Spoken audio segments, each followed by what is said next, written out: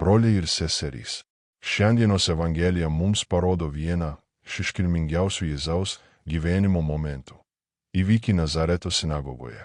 Jėzus paima pranašo Izaijo rytinį ir paskelbė viešpaties malonės metus. Bet ką iš tikrųjų reiškia šie malonės metai, kuriuos Jėzus ateina paskelbti? Pirmiausia, svarbu pradėti nuo pradžios. Jėzus sako, viešpaties dvasia yra ant manęs.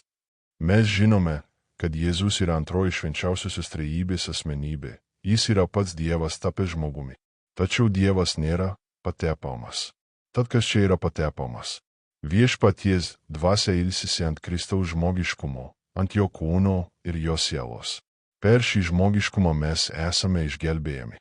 Malonės prisilietimas mus pasiekia per Kristaus žmogiškumą. Todėl buvo taip svarbus metai, kuriuos jis praleido Nazarete. Visiškai žmogiškas gyvenimas, panašus į mūsų, dirbant Juozapo dirbtuvėje ir meldžiantis savo tautos sinagogose. Šis žmogiškumas, 30 metų gyvenęs kaip mūsiškis, yra pateptas Dievo ir išrinktas tapti mūsų išlaisvinimo įrankiu.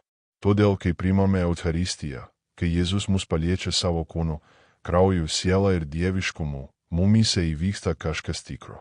Pirmasis dalykas, kurį jis daro, yra mūsų evangelizavimas.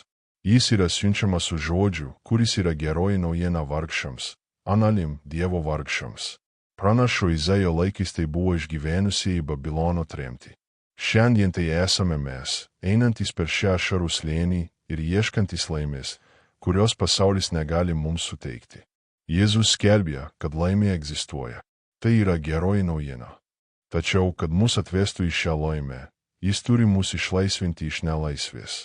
Senojame testamente nelaisvė buvo Babilonas. Šiandien tai yra nuodėmė. Mes esame savo pačių grandinių belaisviai, surišti velnio melų ir šio pasaulio iliuzijomis.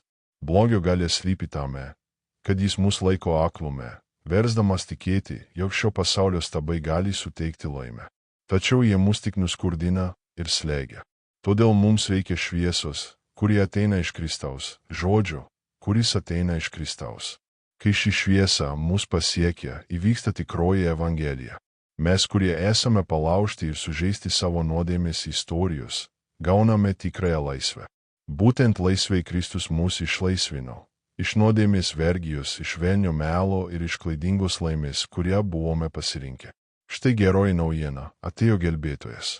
Dievas tapo žmogumi, kad per savo dievišką žmogiškumą mus paliestų, išgydytų ir išlaisvintų. Tegul Dievas tave laimina.